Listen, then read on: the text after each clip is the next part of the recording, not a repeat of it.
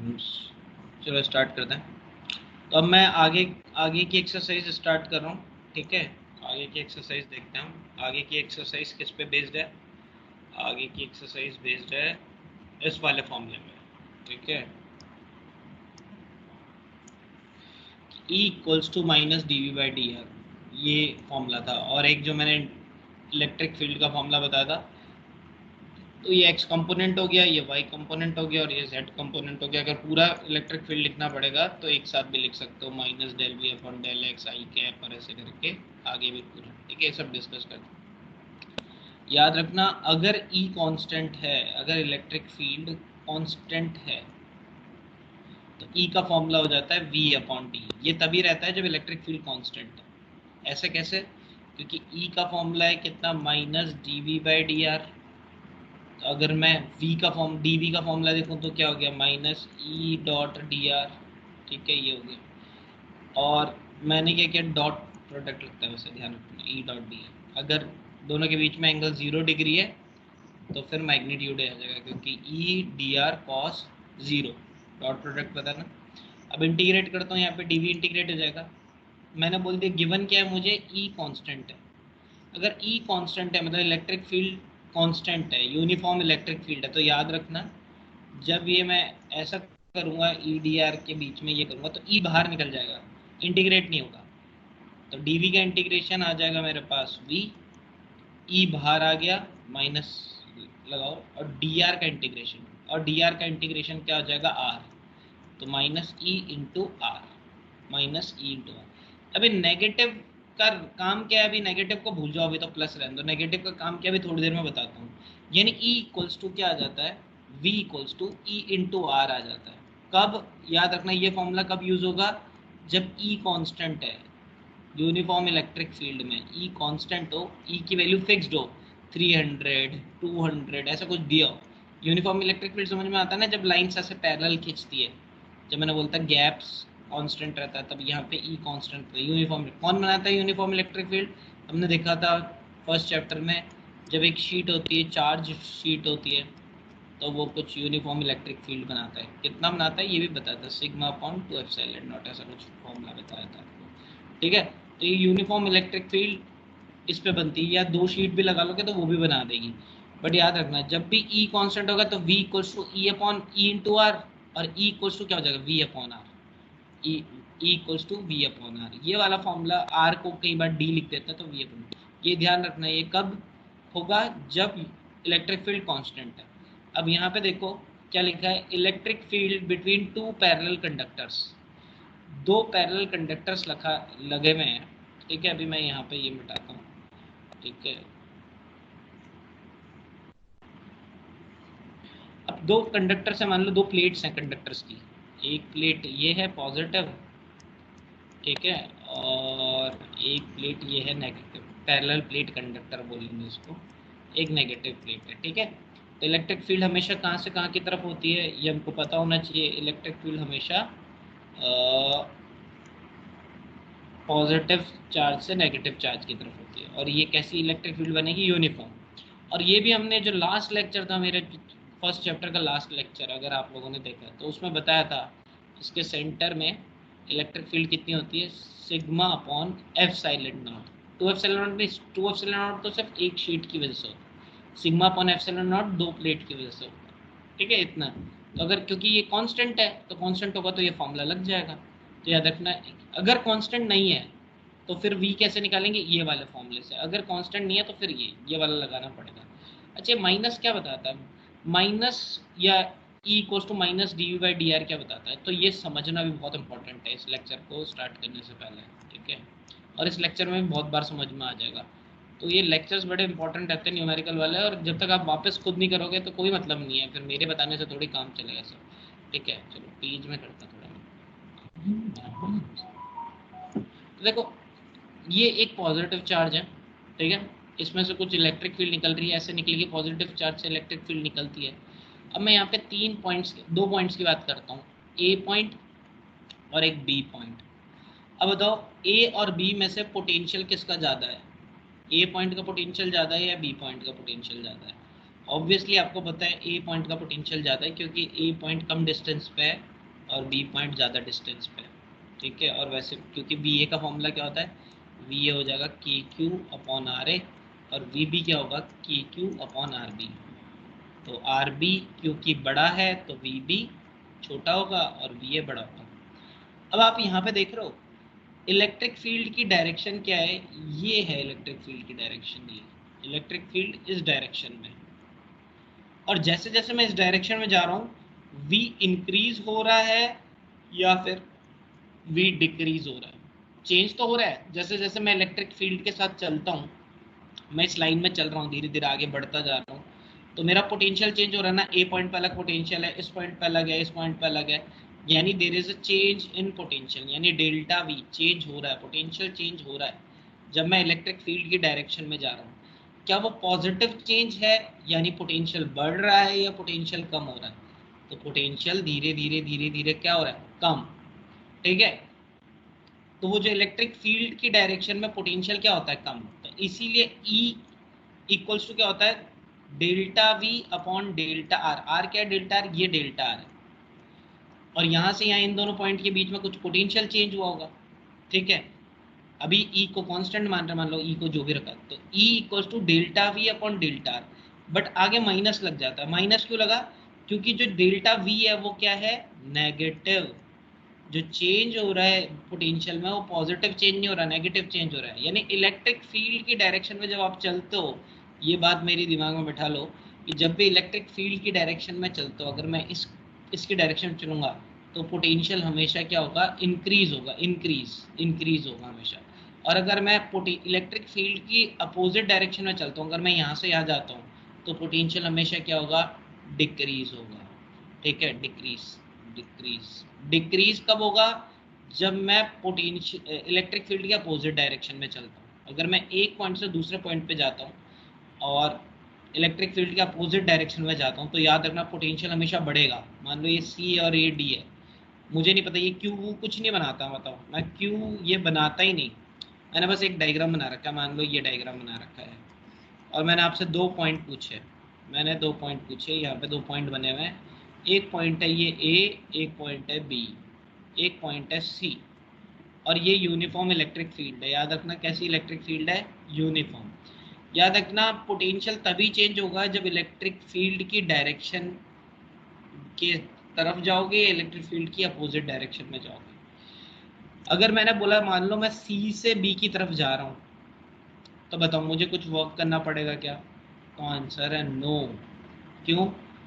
क्योंकि यहाँ पे इलेक्ट्रिक फील्ड की डायरेक्शन के अपोजिट, ना तो मैं इलेक्ट्रिक फील्ड की डायरेक्शन के अपोजिट जा रहा हूँ, ठीक है, मैं परपेंडिकुलर जा रहा हूँ, ना अपोजिट जा रहा हूँ उसके, ठीक है, ना उसकी तरफ जा रहा हूँ, ना तो मैं इधर की तरफ जा रहा हूँ ना मैं इधर की तरफ जा रहा हूँ। तो याद रखना कि यहाँ से यहाँ कोई पोटेंशियल में चेंज नहीं होगा, वी सी हमेशा वी बी के बराबर होगा। सी पॉइंट का पोटेंशियल और बी पॉइंट का पोटेंशियल सेम होगा, समझे वापस से। अगर इलेक्ट्रिक फील्ड ऐसी है और ये दोनों पॉइंट, या ये वाला पॉइंट या ये वाला पॉइंट, ये सारे पॉइंट जो है, क्योंकि ये इलेक्ट्रिक फील्ड की डायरेक्शन में ये ना तो मैं इलेक्ट्रिक फील्ड के अगेंस्ट गया ना बढ़ा, तो ध्यान रखना पोटेंशियल में कोई चेंज नहीं होगा, क्योंकि डी आर कुछ चेंज ही नहीं है। डी आर के किधर की तरफ होता है, यहाँ की तरफ। डी आर जो होना चाहिए, चेंज होना चाहिए वो इधर, इन दोनों ये पॉइंट ऐसा होना चाहिए, ए और बी के बीच में चेंज है डी आर, ए और सी के बीच में चेंज है, ठीक है, ए और सी के बीच। या दूसरा तरीका ये भी देखो, एक और चीज देखो, इधर देखना, dv का फॉर्मूला क्या बताया था मैंने, minus E dot D are, dot product था ना। अब डी आर क्या है, डी आर समझना है, यहाँ पे डी आर क्या है, डी आर है जो दो पॉइंट है उनके बीच का गैप, इसको बोलते हैं डी आर। अगर मैं ये दो पॉइंट ले रहा हूँ तो इनके बीच का गैप ये हो जाएगा डी आर, ठीक है, समझ में। और इलेक्ट्रिक फील्ड की तो ये डी आर हो जाएगा, डी आर की डायरेक्शन, अगर ए से बी जा रहा हूँ तो डी आर की डायरेक्शन ये, ठीक है, ए से बी होगा तो डी आर की डायरेक्शन ये हो गया। हालांकि इसमें से छोटा सा पार्ट कोई डी आर मानते हैं, ठीक है, बट डायरेक्शन तो समझ गए ना डी आर कैसे लेना है। जैसे मैं सी से बी की तरफ जा रहा हूँ, तो जा ऐसे रहा हूँ सी से बी की तरफ ऐसे, तो डी आर क्या होगा ये, तो ये डायरेक्शन तो होगी डी आर की। और इलेक्ट्रिक फील्ड की डायरेक्शन क्या है, इलेक्ट्रिक फील्ड की डायरेक्शन ये, यानी इलेक्ट्रिक फील्ड और डी आर के बीच में कितना एंगल है, 90 डिग्री। इलेक्ट्रिक ये डी आर की डायरेक्शन, ये इलेक्ट्रिक फील्ड की डायरेक्शन 90 डिग्री। जब मैं इसको लगाऊंगा तो डी वी का फॉर्मूला क्या हो जाएगा, minus E D are cos 90, E dot D are को मैं खोलूंगा तो क्या हो जाएगा, ई डी आर कॉस 90, और कॉस 90 कितना होता है, कॉस 90 होता है 0। तो जो छोटा सा डीवी पोटेंशियल चेंज होगा इस पॉइंट से इस पॉइंट के बीच में, वो कितना आ गया 0। तो मैं ऐसे चलते ही रहूंगा, हर बार ये सिचुएशन रहेगी, सारे डी आर जब भी बनेंगे तो बी और सी के बीच में कोई पोटेंशियल डिफरेंस नहीं होगा। तो अगर मैं बोलूँ what is V B C 0 होगा। वी बी सी मतलब V C minus V B कितना है 0, V C minus V B 0 है, मतलब V C equals to V B, दोनों का पोटेंशियल सेम है। जितना पोटेंशियल सी पॉइंट पे उतना ही पोटेंशियल बी पॉइंट पे। अभी थोड़ा सा अजीब लग रहा होगा, ठीक है, बट धीरे धीरे आप यूज टू जाओगे, जो न्यूमेरिकल्स भी देखोगे तो यूज टू जाओगे इन चीज़ों के साथ। क्या बोलना चाह रहा हूँ मैं ये बोलना चाह रहा हूँ कि जब भी आप पोटेंशियल जो भी आपको, मान लो ये मान लिया मैंने इस डायग्राम को, मान लो मैंने ये इलेक्ट्रिक फील्ड मान ली ऐसे, ठीक है। अब क्वेश्चन देखते हैं क्या है। क्वेश्चन है मेरे पास 4 पॉइंट दे रखे हैं, मुझे 4 पॉइंट दे रखे हैं, कौन कौन से, मान लो ये एक पॉइंट ए, ये पॉइंट दे दिया बी, ये पॉइंट दे दिया सी, ये पॉइंट दे दिया डी, ठीक है।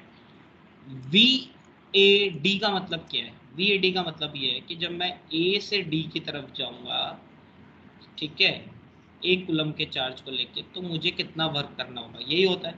और ये निकालते क्या है, V D minus V A, और ये कुछ इलेक्ट्रिक फील्ड इस डायरेक्शन में, ये जो एरो दिखा रही है इलेक्ट्रिक फील्ड। क्या मैं इसको निकाल सकता हूँ, तो मैंने बोला हाँ निकाल सकता हूँ। कैसे निकालेंगे, जो हमारे पास फॉर्मूला है सिंपल सा, क्या, E equals to minus D V by D R, तो डी वी इक्वल्स टू क्या हो जाएगा, minus E dot D R. अब डी आर क्या होगा, यहाँ पे डी आर की डायरेक्शन क्या होगी, तो देखो डी आर की डायरेक्शन क्या होगी, ए से डी की तरफ एक एरो बना दो, और उसी एरो में एक छोटा एरो ले लो, मतलब बड़ा चीज नहीं ले, डी आर मतलब एक छोटा सा है, ये डायरेक्शन होगी डी आर की। और इलेक्ट्रिक फील्ड की डायरेक्शन क्या है, इलेक्ट्रिक फील्ड की डायरेक्शन तो ये ऊपर की तरफ दिख ही रहा है, इलेक्ट्रिक फील्ड की डायरेक्शन ये, डी आर की डायरेक्शन ये, इलेक्ट्रिक फील्ड की डायरेक्शन ये, डी आर की डायरेक्शन ये, यानी दोनों के बीच का एंगल कितना होगा 180। तो जब इसको सॉल्व करेंगे तो डी वी क्या आ जाएगा, minus E D are cos 180, cos 180 कितना होता है -1, तो डी वी कितना हो जाएगा, -1 मिल गया तो माइनस माइनस प्लस हो गया, ई डी आर। और जो भी ई की वैल्यू दी होगी, क्योंकि ई कांस्टेंट है, मान लो 200 न्यूटन पर कूलम है इस पूरी जगह पे, सारी जगह, तो मुझे डी वी निकालना है, ठीक है।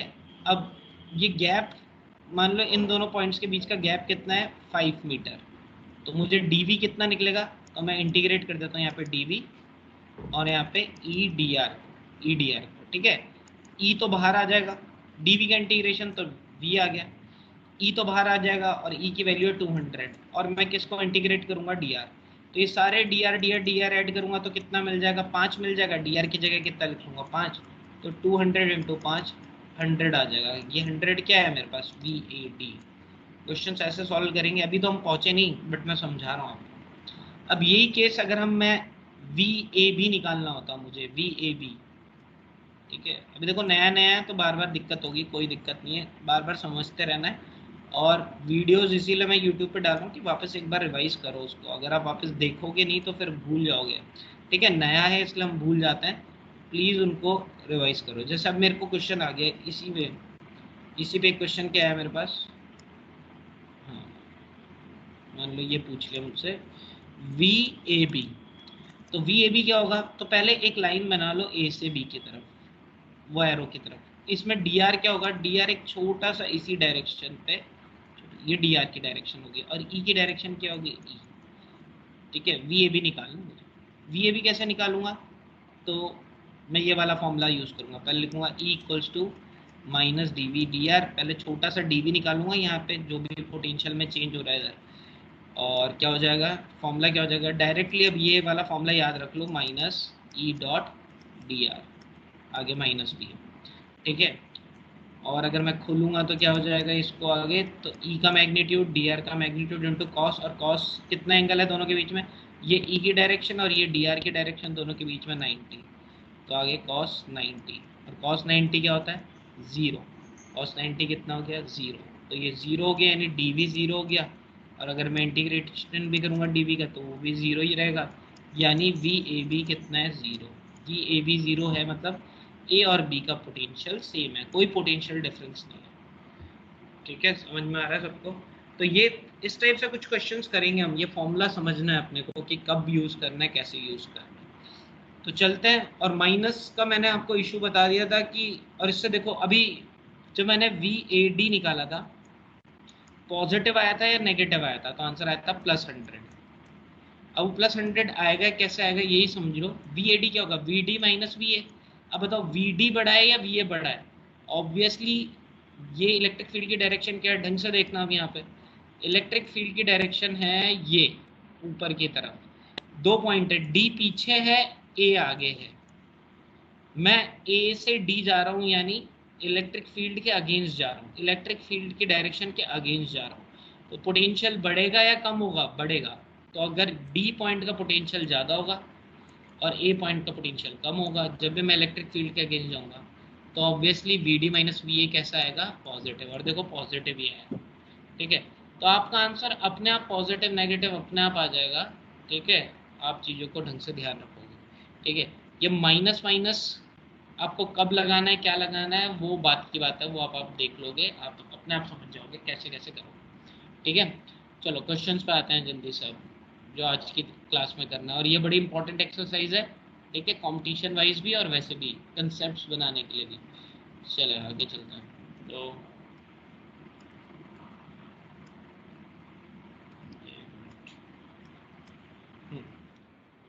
क्वेश्चन ये मैंने शायद पहले भी आपको कराया था, आता ही होगा सबको। क्वेश्चन क्या है, with find the electric field between two metal plates. अब मेटल प्लेट से यानी इलेक्ट्रिक फील्ड क्या है यहाँ पे, कांस्टेंट। अरे तुम लोगों के भी तूफान आ रहा है क्या? मेरे को लग रहा है यहाँ पे तो तूफान आ रहा है भाई। चल तो रहना, ये बीच में कनेक्शन तो नहीं खत्म हो गया? आधे बच्चे गायब हो गए तूफान के चक्कर में, तो जवाब भी नहीं देता कोई। सर मुझे स्क्रीन विजिबल नहीं है। अच्छा, किसको? प्रिया को नहीं नजर आ रही? बाकियों को आ रही है क्या? हाँ सर। हाँ सर आ रही है। आ रही है। चलो ठीक है, अब कोई बात नहीं, अगर अभी नहीं भी आएगी तो बीच में कनेक्शन अगर कटता भी है तो कोई नहीं, यूट्यूब में वापस कवर कर लेना। बट क्लास में ऐसे नहीं कि क्लास में बैठना बंद कर दें, ये तो यूट्यूब में क्लास मिल ही जाएगी। ठीक है, वो सबसे नेगेटिव है। अभी आप बीच में प्रॉब्लम्स भी पूछ सकते हो, हालांकि पूछते नहीं हो, अलग चीज़ है। ठीक है, बट अभी जितनी सिंसियरिटी से देखोगे किसी भी वजह से, चाहे डर की वजह से, किसी भी चीज़ की वजह से, वो चीज़ें आपको उधर नहीं रहेगी, तो सिंसियरिटी फैक्टर थोड़ा सा कम हो जाता है। तो ये क्लासेस तो ज़रूर ज्वाइन करनी है आपको। ठीक है, चलो आगे पहुँचते हैं। तो मैं ये बता रहा था आपको, क्या बता रहा था, क्वेश्चन में थे हम। चलो ये दो मेटल प्लेट्स हैं। मेटल प्लेट्स होने से क्या होगा, बीच में यूनिफॉर्म इलेक्ट्रिक फील्ड होगी। ठीक है, मेटल प्लेट्स के बीच में जो इलेक्ट्रिक फील्ड बनती है वो कैसे बनती है, यूनिफॉर्म। और अब तो फॉर्मूला भी याद रख लो, बार बार बोल रहा हूँ। दो मेटल प्लेट के बीच में इलेक्ट्रिक फील्ड का formula sigma upon epsilon not. What is sigma? Sigma इसकी चार्ज डेंसिटी, कितना चार्ज है इसके पास। ठीक है, चार्ज पर यूनिट एरिया। और इसका भी सिग्मा, दोनों का sigma charge density. F silent not constant होता है, आपको पता है, ये 8.85 इंटू 10⁻⁻12 इसकी वैल्यू होती है। तो ये एक कांस्टेंट थी, और वो निकालनी है आपको, वो ई को आपको निकालना है, फाइंड इलेक्ट्रिक फील्ड निकालना है। आपको क्या दे रखा है, इन दोनों के बीच में इसके पास कुछ पॉजिटिव पोटेंशियल होगा, पॉजिटिव है, और इसके पास कुछ नेगेटिव पोटेंशियल होगा। तो दोनों प्लेट के बीच में कुछ पोटेंशियल डिफरेंस होगा, डेल्टा भी होगा। वो डेल्टा भी दे रखा है, कितना, 12 वोल्ट। ठीक है, ये पॉजिटिव टर्मिनल है बैटरी का, ये नेगेटिव टर्मिनल है बैटरी का, यही एक तरीके से समझे। 12 वोल्ट की बैटरी से कनेक्टेड है ये, 12 वोल्ट की बैटरी से कनेक्टेड, तो उससे क्या होगा, ये पॉजिटिव पोटेंशियल इसको मिल जाएगा और ये बैटरी का नेगेटिव पोटेंशियल इसको मिल जाएगा, जो भी है। तो इन दोनों के बीच का पोटेंशियल डिफरेंस कितना है, 12 वोल्ट है। और इनके बीच का जो ये आर है वो कितना है, वो 3 mm है। 3 mm मतलब 3 × 10⁻³ तो पूछ रहा है इलेक्ट्रिक फील्ड निकालो। अब या तो मैं ये इससे स्टार्ट करूंगा और फाइनली पहुंचूंगा, तो ये फॉर्मूला मेरा ये ऊपर वाला ही बन के आ जाएगा, क्या, E इक्वल्स टू, ठीक है, sorry, V equals to E into D R, E into R, ये वाला फॉर्मूला आ जाएगा। क्यों? जब मैंने, ध्यान रखना, मैंने स्टार्टिंग में बोला था, जब E कांस्टेंट होता है व्हेन ई इज कांस्टेंट तब v equals to E D R आ जाता है। वो इंटीग्रेशन इसी फॉर्मूले से स्टार्ट करते हुए ही पहुंचे हम। ठीक है, तो चलो ई निकाल, तो ई का फॉर्मूला क्या हो जाएगा, v अपॉन आर आ जाएगा। v आपको दे रखा है कितना, v आपको 12 दे रखा है, r आपको ये 3 mm दे रखा है। r की वैल्यू पुट करो, v की वैल्यू पुट करो, आपके पास इलेक्ट्रिक फील्ड आ जाएगी। यूनिफॉर्म जो भी इलेक्ट्रिक फील्ड होगी उसके बीच की आ जाएगी। तो यहाँ पे कितनी इलेक्ट्रिक फील्ड है, ये 4 × 10⁻³ वोल्ट पर मीटर। ठीक है, चलो नेक्स्ट क्वेश्चन पे पहुंचे। ये वाला पिछली बार भी किया था। नेक्स्ट क्वेश्चन पे आते हैं। Calculate the voltage needed to balance an oil drop carrying 10 electrons when located between the plates। ये क्वेश्चन जो है ये भी हमारी फर्स्ट चैप्टर है उसमें हमको था ये। ठीक है, वहाँ पे भी किया था हमने फर्स्ट चैप्टर में, असल में वहाँ पे भी था। तो क्वेश्चन क्या है कि आपको बट ऐसा नहीं था, इधर तो पोटेंशियल निकालना है। ठीक है, वहाँ पे इलेक्ट्रिक फील्ड निकालने के लिए आया होगा, बट मतलब क्वेश्चन में पूछना अलग चीज होगी, बट ऑलमोस्ट सेम सा ही क्वेश्चन था। सेम सा क्वेश्चन है, क्या बोला, calculate the voltage needed to balance an oil drop of इतने electron between the plate capacitor with. देखो उसको समझना है, दूसरे पेज पे करता हूँ। मान लो दो प्लेट्स हैं। ठीक है, ये एक प्लेट है और एक प्लेट, एक ऊपर है और एक नीचे, और यहाँ पे एक ऑयल की ड्रॉप है। ठीक है, और ये ऑयल की ड्रॉप नीचे गिर नहीं रही है। वैसे तो ये नीचे गिर जाएगी, क्यों, नीचे फोर्स लगेगा mgs पे, बट किसी वजह से गिर नहीं रही है। क्यों नहीं गिरे, क्योंकि ऑयल के ड्रॉप को हमने कुछ चार्ज भी कर रखा है। ठीक है, इस ऑयल के पास कितना चार्ज है, 10 इलेक्ट्रॉन्स है इस ऑयल के पास। तो ये ऑयल के पास कैसा चार्ज है, पहले तो नेगेटिव चार्ज है। और कितना चार्ज है नेगेटिव में, -10 × ई। ई मतलब समझ में आता है ना, ई मतलब होता है 1.6 × 10⁻⁻⁹ नेगेटिव चार्ज है इतना। तो ये नेगेटिव चार्ज है तो इस पे फोर्स लगेगा। अब फोर्स हमारा लगना चाहिए इस mg के अपोजिट, तभी तो ये गिरेगा नहीं। तो फोर्स लगना चाहिए इधर की तरफ। कितना फोर्स लगेगा, जो भी इस पे इसके पास चार्ज है q इनटू जो भी इसके बीच में इलेक्ट्रिक फील्ड अगर होगी तभी ये रुकेगा। अब इलेक्ट्रिक फील्ड की डायरेक्शन बताओ, नीचे से ऊपर की तरफ होनी चाहिए या ऊपर से नीचे की तरफ होनी चाहिए, तो ऊपर से नीचे की तरफ होनी चाहिए। ठीक है, मैंने इसलिए नहीं बनाई थी, क्यों, क्योंकि नेगेटिव चार्ज पे इलेक्ट्रिक फील्ड के अगेंस्ट फोर्स लगता है। नेगेटिव चार्ज पे फोर्स कहाँ लगता है, इलेक्ट्रिक फील्ड के अगेंस्ट। ये नेगेटिव चार्ज है ना, इसलिए ठीक है, ऊपर की तरफ। और इसीलिए मैंने प्लस और माइनस में नहीं लिखा था। अब क्योंकि मैंने देख लिया कि भाई ये नीचे की तरफ जा रहा है, तो ये वाली शीट जो थी वो पॉजिटिव चार्ज थी और ये वाली शीट नेगेटिव चार्ज थी। यानी दो, एक ऊपर पॉजिटिव चार्ज एक नेगेटिव चार्ज थी, बीच में ऑयल की ड्रॉप रखी थी जो कि बिल्कुल इक्विलिब्रियम में स्टेशनरी है। क्यों, क्योंकि उसका mg को किसने बराबर कर रखा है, क्यू। आपको बताना है कि इस शीट और इस शीट के बीच में v कितना होगा, पोटेंशियल डिफरेंस डेल्टा v कितना होगा। तो पोटेंशियल डिफरेंस के e निकाल दो और e से v आ जाएगा। ठीक है, और अगर मान लो ये डिस्टेंस भी दे रखा है इनके बीच का r, तो पहले तो मुझे पता है कि mg को किसने बैलेंस कर रखा है, mg को बैलेंस कर रखा है qe ने। और E इक्वल्स टू क्या लिख सकता हूँ, v/r लिख सकता हूँ, क्योंकि E यहाँ पे यूनिफॉर्म होता है। तो mg इक्वल्स टू q, ठीक है, और कितना v/r। मुझे क्या निकालना है, v, तो v कितना हो जाएगा, mgr/q। m जो भी ऑयल ड्रॉप का दे रखा होगा वो डाल देना, g की वैल्यू 10 पता ही होगा, r जो भी दिया होगा वो डाल देंगे, q की वैल्यू अभी लिखी है अपन ने 10 × e। ठीक है, अब देख लेते हैं m कितना दे रखा है, r कितना दे रखा है, e की वैल्यू आप जानते ही हो, आपका आंसर आ जाएगा v आ जाएगा। ठीक है, चलो, तो मास दे रखा है इसका, ये रहा, ये मास दे रखा है आपको 3 × 10⁻⁻16 इसका मास दे रखा है। ये r दे रखा है 5 mm। ठीक है, और सॉल्व कर ही दोगे तो क्यों, समझ में आएगा ये वाला क्वेश्चन। ये इस टाइप का क्वेश्चन हमने फर्स्ट चैप्टर में भी किया है, तो यहाँ पे भी निकालना। तो यहाँ पे ये 3 × 10⁻⁻16 डालना है, इसकी जगह 3 × 10⁻⁻16, और यहाँ पे 5 mm डालना है, 5 × 10⁻³ और यहाँ पे 1.6 × 10⁻⁻19 डालना है। सॉल्व कर देना, आपके पास भी आ जाएगा। ठीक है, 10 से तो ये 10 कट ही है। चलो नेक्स्ट क्वेश्चन पे आते हैं। इजी क्वेश्चन था ये वाला, सर कोई खास क्वेश्चन था नहीं। Sir An infinite plane sheet of charge density this, ये एक शीट है, ठीक है, उसकी चार्ज डेंसिटी सिग्मा दे दिया 10⁻⁻8। क्या बोल रहा है, एक शीट दे रखे, इन्फिनिट बहुत बड़ी शीट है और इसका कुछ सिग्मा तो होगा इसका, ठीक है, और 4 डेंसिटी होगी और सिग्मा कितना दे रखा है 10 की पावर सर माइनस कूलम पर मीटर स्क्वायर, ठीक है, ये इसकी 4 डेंसिटी दे दी। In this situation, how far apart are two equipotential surface whose potential difference is 5 volt? अब देखो, पहली चीज तो बताओ, क्या इसमें से कुछ इलेक्ट्रिक फील्ड लाइंस निकलेंगी? हम बोलते हैं हाँ निकलती है, यूनिफॉर्म इलेक्ट्रिक फील्ड लाइंस निकलती है। फिर याद करो, मैंने कुछ इक्विपोटेंशियल सरफेस बताया था क्या होती है, जिनमें पोटेंशियल सेम होता है। तो बताओ इक्विपोटेंशियल सरफेस कैसे बताई थी? इसमें कुछ ऐसी ही कुछ प्लेन्स बनते हैं इक्विपोटेंशियल सरफेसेस, ऐसे बनेंगे। तो बोल रहा है दो इक्विपोटेंशियल सरफेस है, ये वाला ये सब वाला, इस पे कोई भी 2 पॉइंट है, कितने पॉइंट लोगे सब में पोटेंशियल सेम होगा, इसमें सारे पोटेंशियल सेम होगा, बट इन दोनों में तो डिफरेंट होगा ना पोटेंशियल। तो बोल रहा है इन दोनों में कुछ पोटेंशियल डिफरेंस है, इसमें और इसमें कुछ पोटेंशियल डिफरेंस है। कितना पोटेंशियल डिफरेंस है? 5। पहले तो बताओ, अगर मैं मान लो इस प्लेट का नाम ले लेता हूँ, कुछ नाम रख देता हूँ ए, और इस प्लेट का नाम रख लेता हूँ बी, तो बताओ पोटेंशियल वी ए पे ज़्यादा होगा या वी बी पे ज़्यादा होगा? तो याद रखें किसका ज़्यादा होगा, वी बी का ज़्यादा होगा, ठीक है।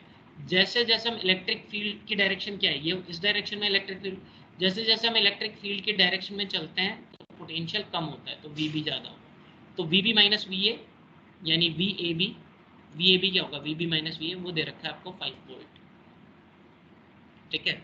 आपको क्या बोल रहा है कि इन दोनों के बीच का गैप कितना होगा, ये जो डिस्टेंस है वो कितना होगा, आर कितना होगा दोनों के बीच में। अब याद रखना इलेक्ट्रिक फील्ड यहाँ पे भी यूनिफॉर्म है, यूनिफॉर्म इलेक्ट्रिक फील्ड बनती है ना, तो याद रखना यूनिफॉर्म इलेक्ट्रिक फील्ड के केस में आप लिख सकते हो E equals to V upon R. Minus का मतलब वो चेंज होना, ठीक है, वो माइनस तो आपको ये बताने काम करता है कि ए का बड़ा होगा या बी का बड़ा होगा, वो तो हमने ऐसे बता दिया कि इलेक्ट्रिक फील्ड का अपोजिट डायरेक्शन जा रहा तो ए पॉइंट का ज्यादा होगा, ठीक है। आपको तो अभी सॉल्व करना है, आर निकालना है। अच्छा, इलेक्ट्रिक फील्ड जो इस शीट की वजह से जो बीच में इलेक्ट्रिक फील्ड बनती है उसका कुछ फॉर्मूला होता है क्या?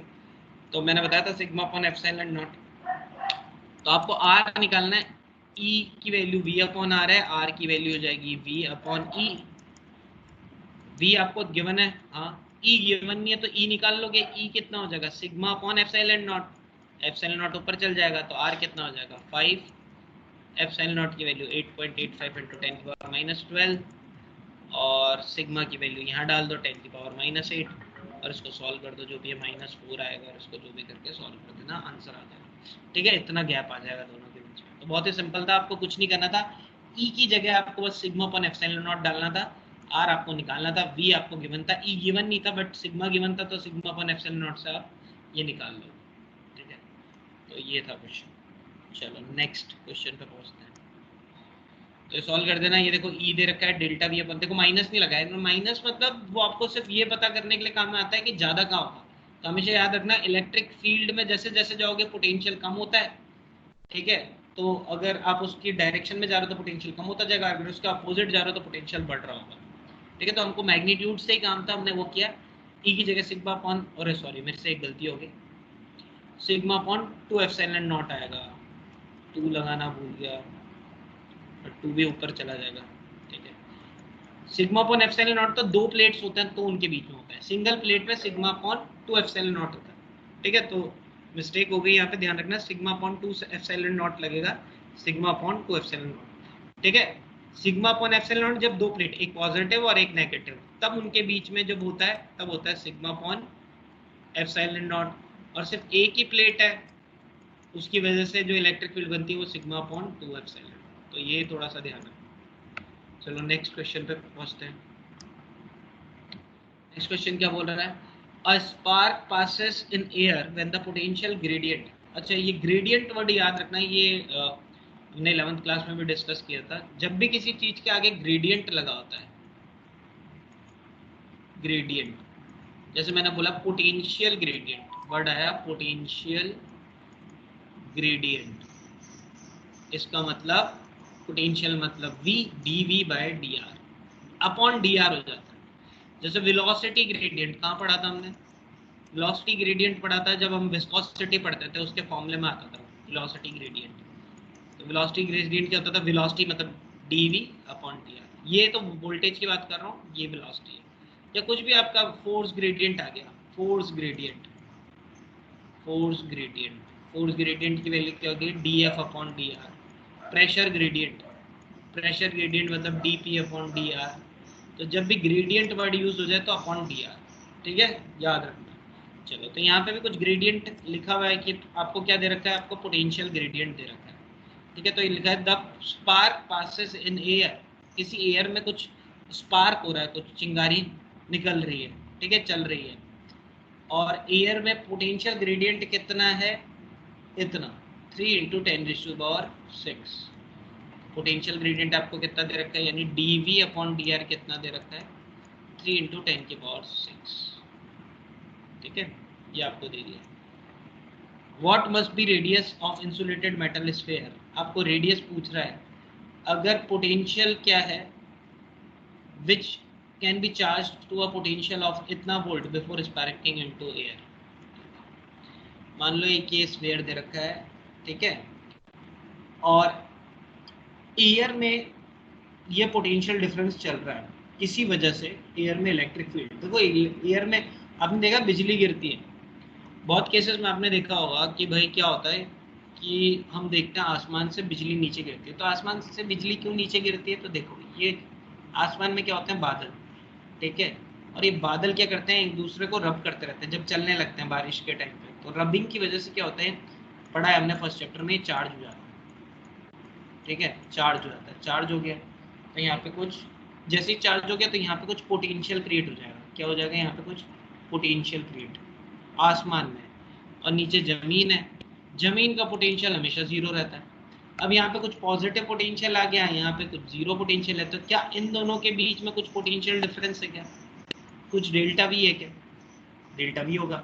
और ये डिस्टेंस को अगर मैं आर बोल दूं टोटल, तो ये v अपॉन डेल्टा वी, मतलब ये डेल्टा वी अपॉन ये गैप r, इसी को बोलेंगे पोटेंशियल ग्रेडियंट। तो मान लो किसी वजह से पोटेंशियल ग्रेडियंट क्रिएट हो गया, ठीक है, और होता रहता है, होता है थोड़ा थोड़ा, बट इस पोटेंशियल ग्रेडियंट की एक वैल्यू होनी चाहिए। बट क्या कभी आपका करंट ट्रेवल करता है नीचे, क्या एयर क्या होते हैं, एयर हमेशा याद रखना क्या होता है, इंसुलेटर। इस वजह से करंट ऐसा ट्रेवल नहीं करेगा। बट इंसुलेटर, हर इंसुलेटर की एक लिमिट होती है कि वो कब तक इंसुलेटर बना रहेगा, ठीक है, एक लिमिट होती है। अगर उस लिमिट को हम क्रॉस कर दें तो ये जो करंट है या जो चार्ज है वो ट्रैवल कर जाएगा इंसुलेटर के अंदर भी, ये एयर में भी ट्रैवल कर जाएगा। अभी क्यों नहीं कर पा रहा है, इवन पोटेंशियल डिफरेंस क्रिएट है, बीच में कंडक्टर नहीं है, बीच में एयर है, इंसुलेटर, ठीक है। वो लिमिट को हम क्या बोलते हैं, उसको याद रख लो, डाई इलेक्ट्रिक स्ट्रेंथ बोलते हैं। हर इंसुलेटर की एक स्ट्रेंथ होती है कि वो कब तक इंसुलेटर रहेगा, उसको हम बोलते हैं डाई इलेक्ट्रिक स्ट्रेंथ। तो अगर मैं इस इतना और डाई इलेक्ट्रिक स्ट्रेंथ एक टाइप की इलेक्ट्रिक फील्ड होती है कि इतनी इलेक्ट्रिक फील्ड अगर आप प्रोवाइड कर दो यहाँ पे इन दोनों के बीच में, तो उसके बाद देखो जब ये पॉजिटिव नेगेटिव है तो कुछ इलेक्ट्रिक फील्ड बनी, बट ये इंसुलेटर इंसुलेटर ही रहेगा, ये एयर इंसुलेटर रहेगा। कब, जब तक वो लिमिट, उस लिमिट तक इलेक्ट्रिक फील्ड नहीं क्रिएट कर देते। उस लिमिट को, इलेक्ट्रिक फील्ड की वैल्यू को ही हम डाइलेक्ट्रिक स्ट्रेंथ बोलते हैं। डाइलेक्ट्रिक स्ट्रेंथ क्या हो गया, वो वैल्यू ऑफ इलेक्ट्रिक फील्ड जिसको अगर मैं यहाँ पे क्रिएट कर दूं, ठीक है, तो ये इंसुलेटर भी क्या कन्वर्ट हो जाएगा, कंडक्टर में। और अगर ये कंडक्टर में कन्वर्ट हो जाएगा तो यहाँ पे भी क्या चलने लगेगा, करंट चलने लगेगा, चार्ज फ्लो करेंगे। चार्ज फ्लो करने का मतलब करंट, और इसलिए बिजली गिरती है। तो हमारे घरों पे जो बिजली गिरती है या हम देखते हैं अर्थ पे बिजली आती है, वो तभी आती है जब देयर इज अ डाइलेक्ट्रिक, जब ये डाइलेक्ट्रिक स्ट्रेंथ को क्रॉस कर जाता है। तो अभी ये क्वेश्चन में भी ऐसा ही कुछ है, मैं इतना डायग्राम बताना नहीं चाह रहा था आपको, ठीक है। तो अब देखते हैं क्या है। अब वो बोल रहा है कि कुछ इतना कुछ वैल्यू है, इस वैल्यू की वजह से एक स्फीयर था जमीन में, वो चार्ज हो गया। कितना चार्ज हो गया, चार्ज होने के बाद उस पर कुछ पोटेंशियल आ जाएगा। कितना पोटेंशियल आ गया, मेरे ख्याल से सेम इतना ही वोल्ट आ गया। इसकी यूनिट क्या होगी, वोल्ट पर मीटर, और इतना पोटेंशियल आ गया। तो आपसे पूछ रहा बताओ इसका रेडियस कितना है। अब आपको पता है कि E इक्वल्स टू होता है dV by dr। E equals to कितना होता है, दिया ना आपको, आ गया, हाँ, ये इतना पोटेंशियल आ गया, तो E इक्वल्स टू होता है dv बाई डी आर। चलो आपने लिख दिया E equals to dv by D R. Okay, और ये क्या है, ये dv बाई डी आर ही तो है, यानी E तो आपको गिवन है, E तो आपको गिवन है, कितना है E तो ये है 3.3 इंटू 10⁻⁶ गिवन है। तो D by D are given है, यानी E ही आपको गिवन है। ठीक है, E गिवन है, आपको क्या निकालना है R। ठीक है, तो याद रखो E की वैल्यू क्या होती है, या मैंने बताया था E इक्वल्स क्या होता है V अपॉन R। E कितना गिवन है आपको, डी बाई डी आर कितना गिवन है 3 इंटू 10⁻⁶। V कितना गिवन है, V है 3 इंटू 10⁻⁶। R आपको निकालना है, ये पूरा इससे कट जाएगा, यानी R की वैल्यू कितनी आ जाएगी 1 मीटर। R की वैल्यू कितनी है 1 मीटर। ठीक है, तो R यहाँ पे 1 मीटर आ जाएगा। इजी सा क्वेश्चन था, बट कंसेप्ट को थोड़ा थोड़ा समझो धीरे धीरे। फिजिक्स में यही है कि भागना नहीं है, जब तक कंसेप्ट नहीं क्लियर करोगे तब तक काम नहीं चलेगा। देखो ये वो वाला ही क्वेश्चन दिख रहा है जैसा हमने पहले पढ़ा था, एक मैं जो आपको बता रहा था वैसे क्वेश्चन।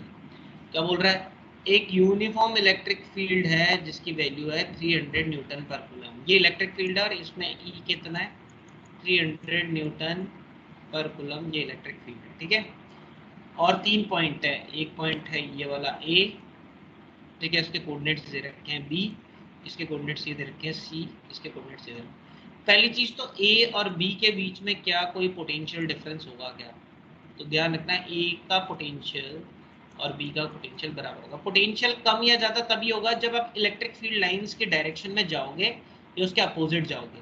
अगर आप उसके परपेंडिकुलर कभी भी ट्रेवल करोगे ना तो पोटेंशियल में कोई चेंज नहीं होगा। ध्यान रखना, जब भी आप परपेंडिकुलर ऐसे जाओ या ऐसे जाओ, किसी भी, अगर मैं इस पॉइंट का पोटेंशियल पूछूं और इस पॉइंट का पोटेंशियल, मान लो ये पॉइंट है E और ये है F, तो E और F का सेम पोटेंशियल हो गया, G और H, जी एच का सेम पोटेंशियल, बट मैं बोलूं जी और ई का सेम पोटेंशियल है क्या, नहीं।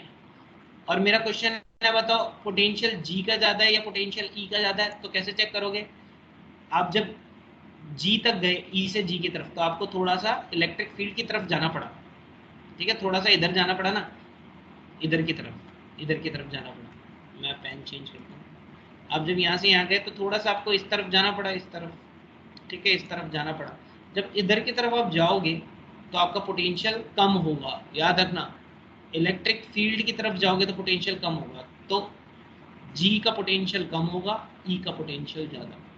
पोटेंशियल जब भी चेक करना हो हमेशा देखो इलेक्ट्रिक फील्ड की तरफ पोटेंशियल कम होता है। तो अगर मैं पूछूं यहाँ पे ए बी और सी में पोटेंशियल किसका ज्यादा होगा, तो याद रखना सी का पोटेंशियल सबसे कम होगा, सी का पोटेंशियल कम होगा। ठीक है, और ए का पोटेंशियल और बी का पोटेंशियल बराबर होगा, ये ध्यान रखना, ए और बी का पोटेंशियल बराबर होगा। क्यों, क्योंकि ये तो सेम परपेंडिकुलर का जो आपका एक्स कोऑर्डिनेट अगर सेम है, ठीक है, तो पोटेंशियल वाई से कोई मतलब नहीं बैठ रहा। ठीक है, चलो ये समझ में आ गया तो बहुत ही अच्छी बात है। अब निकालना क्या है इस क्वेश्चन में, अच्छा इनके बीच का गैप पता है क्या, इनके बीच का गैप पता है, तो ये 4 पे है, इसका एक्स कोऑर्डिनेट 4 है और इसका एक्स कोऑर्डिनेट -3, यानी इन दोनों के बीच की डिस्टेंस कितनी है 7 मीटर है। ठीक है, चलो अब क्वेश्चन क्या पूछ रहा है, फाइंड द पोटेंशियल डिफरेंस, ये क्या लिखा है शायद डेल्टा बी बी ए। ठीक है, potential difference B A V B A पूछ रहा है, एक डेल्टा वी सी बी पूछ रहा है और डेल्टा वी सी ए पूछ रहा है। तो डेल्टा वी बी ए क्या होगा, B B minus V A minus V B, और क्योंकि वी ए और वी बी का दोनों का पोटेंशियल सेम है, ठीक है, बी ए और वी बी दोनों का पोटेंशियल सेम है, तो आंसर क्या आ जाएगा 0। तो इस फर्स्ट का आंसर कितना आ जाएगा 0। फर्स्ट का आंसर 0 होगा, क्यों होगा 0, अभी बताया मैंने। दूसरा तरीका अगर हम एकदम प्रॉपर तरीके से करें तो वही मैंने बताया था, क्या पूछ रहा है वी बी ए, तो बी से ए की तरफ एरो बना दो, आप लोगे ये हो गया आपका डी आर छोटा सा, और ये हो गया आपका क्या हो गया, इस डायरेक्शन में आपका ई हो गया। ई और डी आर के बीच में कितना एंगल हो गया 90 डिग्री। तो मैं यहाँ पे जब v निकालूंगा dv निकालूंगा, dv क्या हो जाएगा minus E dot D are का ये हो गया ई डॉट डी आर। इंटीग्रेशन नहीं करेंगे, इंटीग्रेशन में तो dv पे भी लगूंगा। अब मैं लिखता हूँ dv कितना हो जाएगा minus E D are cos 90, और कॉस 90 कितना हो गया 0, यानी dv हो गया 0। जब dv 0 हो गया तो v भी कितना हो जाएगा, जब इंटीग्रेट भी करूँगा तो 0, 0 का इंटीग्रेशन 0 तो होगा। ठीक है, तो इंटीग्रेशन 0 हो गया, यानी डेल वी ए बी 0 हो गया। कैसे भी करके, जो पहला तरीका बताया था उससे भी कर सकते हो कि डेल्टा वी बी ए को आप ऐसे लिख लो V A minus V B, और हमको पता है कि वी और वी बी दोनों बराबर है। ठीक है, तो ऐसे करके भी 0 निकाल सकता हो, और जो तरीका ये वाला बताया इससे भी 0 निकाल सकता हो। चलो, ये तो हो गया फर्स्ट पार्ट, ये तो हो गया हमारा first part. Next second part क्या निकालना है? सेकंड है V C, delta V C B. तो डेल्टा वी सी बी मतलब सी से बी की तरफ ये। ठीक है, अब बताओ इसमें एक छोटा सा डी आर ले लो। चलो एक तरीका तो सिंपल सा यूज कर लेते हैं, एक तरीका तो मैं आपको सिंपल सा बताता हूँ। इलेक्ट्रिक फील्ड कांस्टेंट है, तो ई, क्योंकि ये यूनिफॉर्म इलेक्ट्रिक फील्ड नहीं है, तो मैं क्या लिख सकता हूँ? E equals to V upon R, ये लगा सकता हूँ। E equals to V upon R. चलो, मुझे वी निकालना है, तो वी का फॉर्मूला क्या हो जाएगा? E into R. Plus minus नहीं लगा रहा अभी मैं, ठीक है, प्लस माइनस मैं बाद में लगा दूंगा, तरीका बताता हूँ। ठीक है, तो ई इंटू आर कर दो। ई कितना है? ई है मेरा 300, और आर कितना है? आर अभी अभी निकाला हमने, कितना है? 7। दोनों के बीच का गैप कितना है? 7।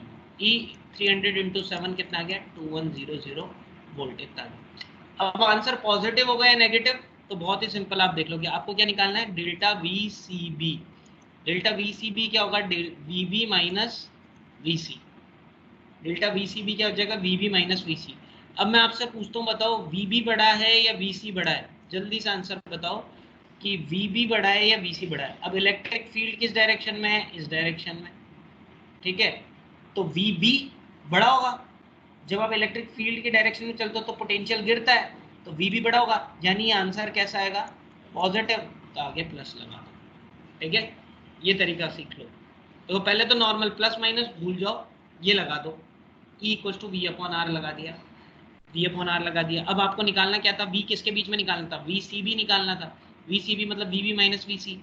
अब अगर आप देखो, आप इलेक्ट्रिक फील्ड की तरफ वैसे भी सोचो, मैंने पहले बताया था आपको, क्या याद है? जब एक प्लस टू लेते थे, जब मैं ए लेता था और बी लेता था, तो मैं बोलता था अगर मैं बी से ए की तरफ जा रहा हूँ तो पोटेंशियल हमेशा पॉजिटिव होगा, क्योंकि मुझे वर्क करना पड़ेगा यहाँ पे। अगर मैं और इलेक्ट्रिक फील्ड की डायरेक्शन क्या है? इलेक्ट्रिक फील्ड की डायरेक्शन तो इस डायरेक्शन में। तो अगर आप इलेक्ट्रिक फील्ड के अगेंस्ट जाते हो तो आपको वर्क करना पड़ता है, तो पोटेंशियल पॉजिटिव आता है। तो यहाँ पे आप क्या कर रहे हो? इलेक्ट्रिक फील्ड के अगेंस्ट ही तो जा रहे हो, सी से बी की तरफ जा रहे हो, वी सी बी। तो आपको वर्क करना पड़ेगा, तो पोटेंशियल भी कैसा आएगा? पॉजिटिव। तो आंसर पॉजिटिव है। अगर यही क्वेश्चन वी बी सी होता, सॉरी वी बी सी, आपसे कोई पूछता वी बी सी क्या होता, तो वी बी सी में भी कैलकुलेशन तो ये कर लेते हैं। ठीक है, और फिर क्या करता है? फिर आंसर 221 आ जाता। वीबीसी क्या होता है? वीसी माइनस वीबी। अब आपको पता है कि वीसी तो आपका छोटा है और वीबी बड़ा है, तो ये आंसर कैसा था? तब आंसर लगाते थे नेगेटिव, तो आंसर हो जाता -2100। तो ये हो गया सेकंड। ठीक है, इस बुक में ये मिस्टेक दे रखी है, इस बुक में ये उल्टा कर रखा है, यहाँ पे माइनस साइन लगा रखा है। एक मिनट, मैथ्स की क्लास के बारे में आया।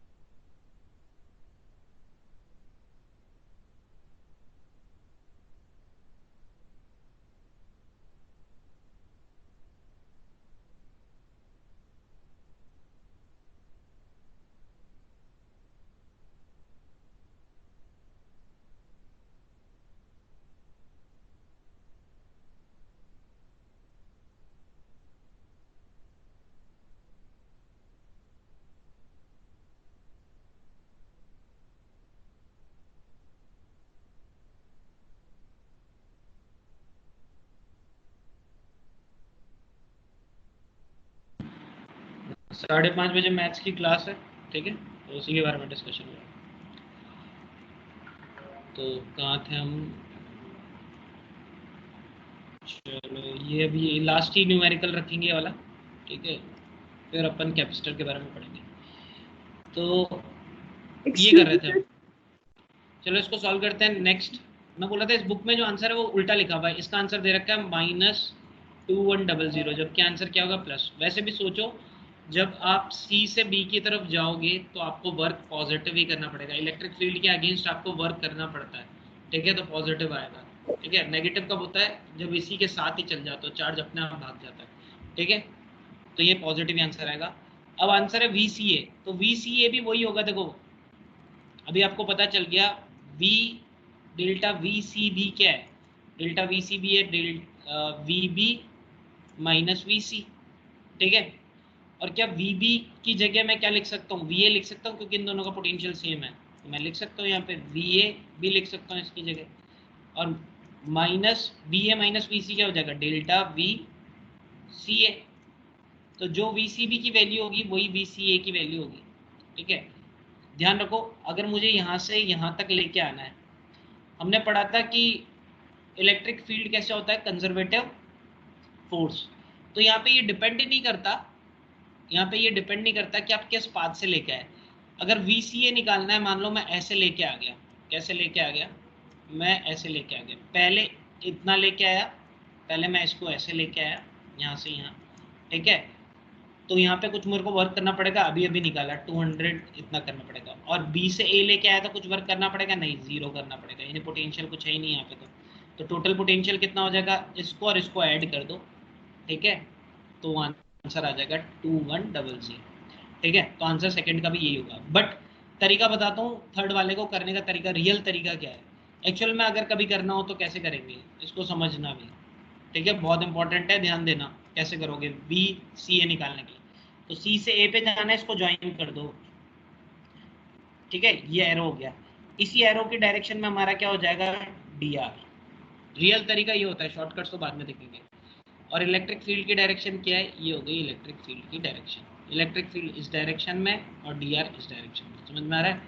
ये इलेक्ट्रिक फील्ड की डायरेक्शन है और ये DR की डायरेक्शन, ये DR, ये इलेक्ट्रिक फील्ड, दोनों के बीच में एक बड़ा एंगल आ गया 180 से 90 से बड़ा, तो ऑब्वियसली नेगेटिव हो जाएगा। जो भी चीज़ है देख लेंगे क्या वैल्यू होगी, ठीक है, अभी देख लेते हैं। अब ये कैसे करोगे, देखो ये ले लेते हैं हम यहाँ पे, ठीक है, ये मान लो ये थीटा ले लिया मैंने, या कुछ भी ले लो, ये थीटा ही, थीटा तो यही रहेगा, ठीक है, थीटा तो यही होना चाहिए। चलो अब फॉर्मूला लगाएंगे, क्या लगाएंगे, मैंने बताया था dV का फॉर्मूला क्या होता है, -E.dr। ये तरीका है, रियल तरीका ये। dV का फॉर्मूला क्या होता है, -E.dr। तो dV कितना हो गया, -E का मैग्नीट्यूड, dV का dr का मैग्नीट्यूड इंटू कॉस थीटा। अभी कॉस थीटा देख के भी पता चल रहा है आपको नेगेटिव आएगा, ठीक है। अगर ये कॉस थीटा है और ये मान लो ये 90, ये हो जाएगा 180 माइनस थीटा, ये वाला एंगल, ये वाला एंगल कितना हो जाएगा, कॉस 180 माइनस थीटा।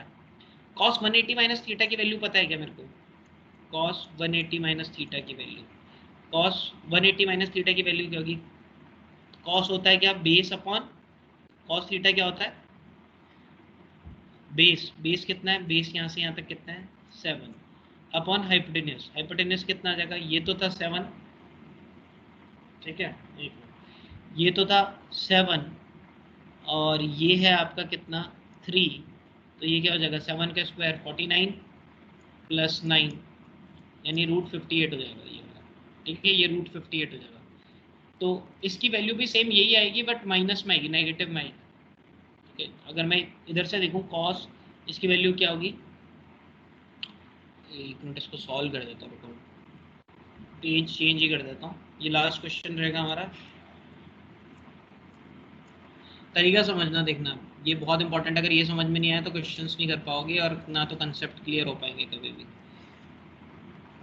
ठीक है। चलो एक पॉइंट आपको ये दे रखा है, ये एक पॉइंट दे रखा है A, ये पॉइंट दे रखा है B और ये पॉइंट दे रखा है C, ठीक है। अब A से C ले जाना था आपको, VAC निकालना था आपको, ठीक है, तो ज्वाइन कर दो इसको, A और C को ज्वाइन कर दिया। आपका DR की डायरेक्शन क्या होगी, ये हो गया आपका DR। और इलेक्ट्रिक फील्ड की डायरेक्शन क्या है, ये इलेक्ट्रिक फील्ड की डायरेक्शन, तो पहले तो ई डॉट डी आर ये आपका थीटा हो गया, ठीक है। तो जो आपका वी होगा वो क्या, डी वी होगा, वो क्या होगा minus E dot D R, ये आप लगाओगे। तो डी वी कितना हो जाएगा माइनस ई, मान लो इस डिस्टेंस को मैं x मान लेता हूँ, सॉल्व करने की जरूरत ही नहीं है आपको, मत सॉल्व करना, ठीक है। इस डिस्टेंस को x मान लेता हूँ और ये डिस्टेंस तो मुझे पता है 7 है। तो ई डी आर कॉस थीटा, अभी कॉस थीटा की वैल्यू क्या होगी, देखो ये वाला एंगल है 180 माइनस थीटा, तो कॉस 180 माइनस थीटा की वैल्यू कितनी है 7/x है ना, ये तो होगी पॉजिटिव में होगी। कॉस कॉस 180 माइनस थीटा की ये है, तो अगर मैं कॉस थीटा की निकाल सकता हूँ वैल्यू, कैसे निकलेगी कॉस थीटा की वैल्यू, अगर 180 माइनस थीटा है तो कॉस क्या कन्वर्ट होगा कि या इस तरीके से देख लो, ये कितना हो जाएगा साइन थीटा की वैल्यू आ जाएगी ना। अब तो ये मान लो जो ये वैल्यू आई है कॉस थीटा की वैल्यू नेगेटिव में आ जाएगी, कॉस थीटा कितना हो जाएगा अभी शॉर्टकट में -7/x आ जाएगा। तो कॉस थीटा की वैल्यू मैंने क्या निकाल दी, D V equals to E D R, ठीक है, और ये कितना हो गया -7/x। अभी माइनस माइनस कट जाएगा तो डी वी की वैल्यू क्या आ जाएगी, E into D are into 7/x, ये आ गई। अब मुझे डी वी थोड़ी निकालना, मुझे इधर से इधर का छोटा सा पोटेंशियल चेंज थोड़ी चाहिए, मुझे तो यहाँ से यहाँ तक का पोटेंशियल का चेंज चाहिए, तो मैं इंटीग्रेट कर देता हूँ डी वी को, ठीक है। इस बार ध्यान रखना डी आर इस डायरेक्शन में हमारे, ये सारा डी आर या डी एक्स सारा इस डायरेक्शन में, ठीक है। तो ये आ जाएगा 7/x, तो बाहर आ जाएगा, ई भी बाहर आ जाएगा, डी आर का इंटीग्रेशन हो जाएगा। अब ये D R D R D R D R D R D R, ये सारा डी आर क्या मिलेगा x ही मिलेगा, तो डी वी का इंटीग्रेशन v हो गया, ये 7/x हो गया, e की जगह e आ गया और इसकी जगह x आ गया, x से x ऐसे ही कट जाएगा, यानी 7 इंटू ई आ जाएगा, पोटेंशियल भी 7 आ गया और e कितना आ गया, e ये आपका 300 था और आंसर 2100 वोल्ट आ गया। तो ये आपका आंसर हो गया, ठीक है। तो 2100 ऐसे भी आ जाएगा, तरीका यही होता है आपका, ये जो मैंने ये फॉर्मूला बताया था आपको, इसी फॉर्मूले से और फिर इंटीग्रेट करके सॉल्व करना। चलो तो ये न्यूमेरिकल्स तो यहीं खत्म करते हैं हम, ठीक है। आगे के न्यूमेरिकल्स बाद में करेंगे।